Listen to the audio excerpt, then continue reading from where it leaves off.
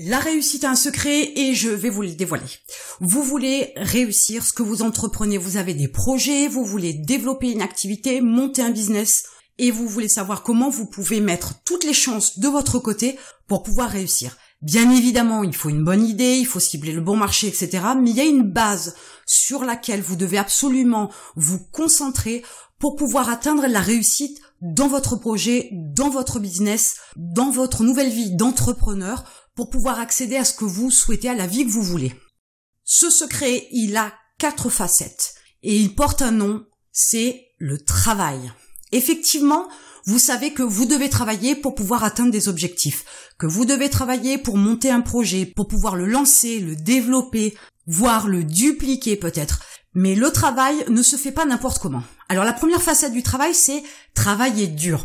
Je ne vous parle pas de travailler 15 heures par jour et de brasser du vent pendant 10 heures, aucun intérêt. Je vous parle plutôt de travailler dur dans la manière où vous allez choisir les actions, ou du moins vous allez les déterminer ces actions en fonction des stratégies que vous allez mettre en place, mais vous allez avoir des actions qui sont rentables. Si c'est pour que cela ne vous rapporte rien, ou du moins que ça n'a pas un impact pour vous rapporter de l'argent, ça ne sert strictement à rien. Je peux vous donner par exemple le travail sur les réseaux sociaux. Vous avez peut-être mis en place une stratégie où vous allez énormément communiquer sur vos réseaux sociaux, sauf que vous devez publier sur les réseaux sociaux. Vous devez éventuellement répondre aux commentaires ou répondre aux questions. Mais sorti de ces actions-là, vous ne devez pas traîner sur les réseaux sociaux. C'est important parce que c'est là où souvent, quand on a des actions à mettre en place, on a tendance à vouloir aller jeter un œil, voir ailleurs ce qui se dit, voir ailleurs ce qui se fait. Et bien évidemment, qu'est-ce qui se passe ? Au lieu d'y passer une demi-heure pour programmer par exemple les posts de la semaine, vous allez y passer 3 heures. Et dans ce cas-là, vous pourrez dire que vous avez travaillé 3 heures. Sauf qu'en fait, foncièrement, vous n'avez pas travaillé 3 heures. Vous avez travaillé une demi-heure et vous avez peut-être passé 2h30, 3 heures à traîner sur d'autres pages. Et ça ne vous a absolument rien apporté dans la mesure où vous n'avez fait aucune action, si ce n'est de consommer du contenu, vous n'avez fait aucune action qui vous rapporte de l'argent. Alors je pourrais aller beaucoup plus loin et vous dire aussi que les réseaux sociaux, au tout départ, ne vous rapportent rien. C'est du travail qui, petit à petit, bout à bout, les actions les unes avec les autres, les unes derrière les autres, les unes après les autres, donc avec cet effet cumulé, va à un moment donné être payant. Mais dans l'immédiat, au départ, au lancement de votre activité, peut-être beaucoup moins si vous ne faites qu'alimenter votre page professionnelle. Ça va pas forcément vous rapporter immédiatement. Ce n'est peut-être pas non plus le genre d'action sur lequel vous devez vous focaliser au départ.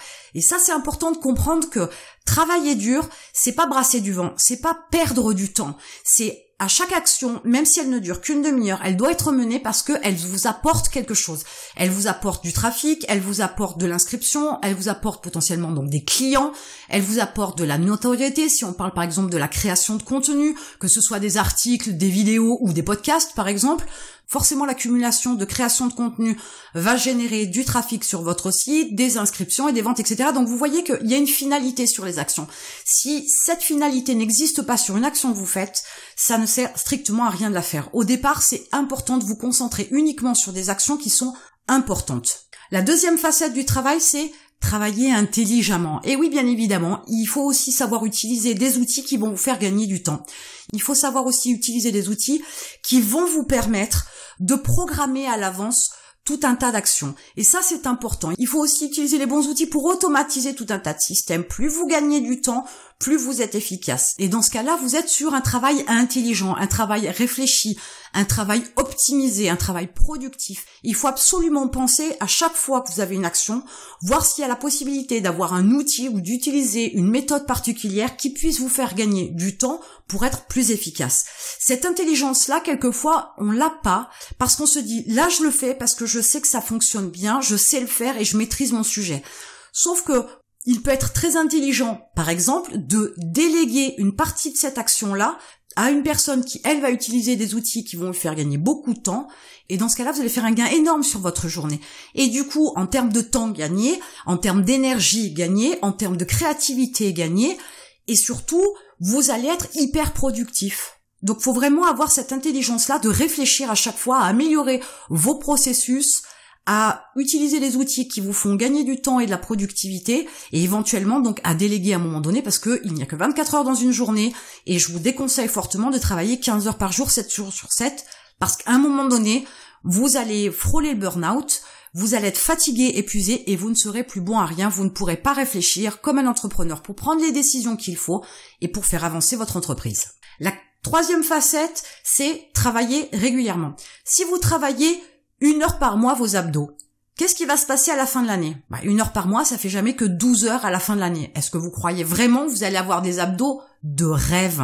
Non, parce que la récurrence d'1 heure par mois ne suffit pas. Pour lancer votre entreprise et pour la développer, vous devez travailler 1 heure tous les jours. Et je dis 1 heure, c'est un exemple, entendons-nous bien, parce qu'1 heure ne suffit pas non plus.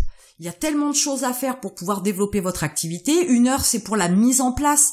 Après, avec le lancement, il vous en faudra un peu plus, bien évidemment. Mais il faut travailler régulièrement et pas vous dire « Ah, cette semaine, j'ai fait 5 heures. La semaine prochaine, je ferai 10 heures parce que cette semaine, je peux pas faire plus. Et il faut absolument que je travaille 7 ou 8 heures par semaine. Donc, je compense la semaine prochaine. » Non. Vous essayez de vous mettre une base de 1 heure par semaine et vous augmentez au fur et à mesure 2 heures par semaine, 3 heures par semaine, 4 heures par semaine, mais faites de façon à trouver une quantité d'heures à travailler qui soit régulière chaque semaine. Si vous devez créer du contenu, et là une fois de plus je prends l'exemple de YouTube où il faut absolument avoir une certaine régularité, si vous publiez une vidéo par semaine, vous ne devez pas en faire 2 la semaine prochaine parce que la semaine d'après, vous pourrez pas en sortir une.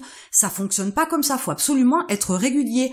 Il faut vous fixer des actions sur votre planning et des deadlines et il faut vous y tenir. C'est hyper important, notamment pour le moteur de recherche comme Google par exemple ou celui de YouTube.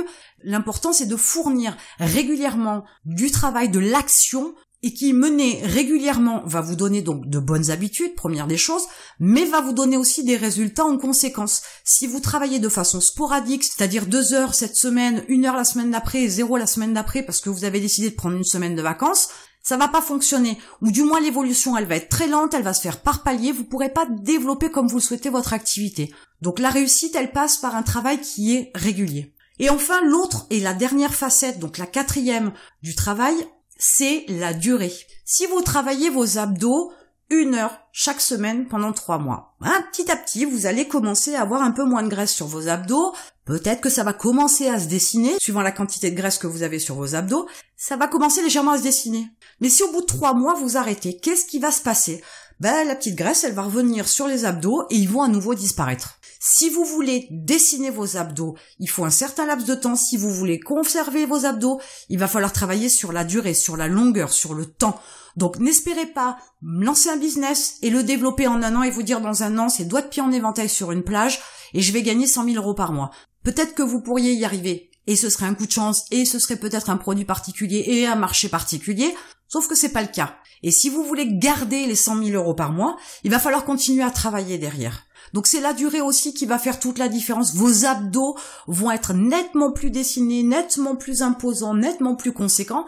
Si vous travaillez 1 heure par jour, toutes les semaines, ou du moins du lundi au vendredi par exemple, et que vous faites ça pendant 1 année, ou 2, ou 3, et vous verrez qu'ils seront là, et qu'ils resteront là, et qu'ils seront visibles, et qu'ils seront bien dessinés. Si vous vous arrêtez en cours de route, ils finiront par disparaître. Votre activité, c'est exactement la même chose. La réussite, elle se fait par un travail dur, un travail intelligent, un travail régulier et un travail sur la durée. Ces 4 facettes du travail, si vous les exploitez correctement, vous arrivez forcément à une réussite. C'est mathématique.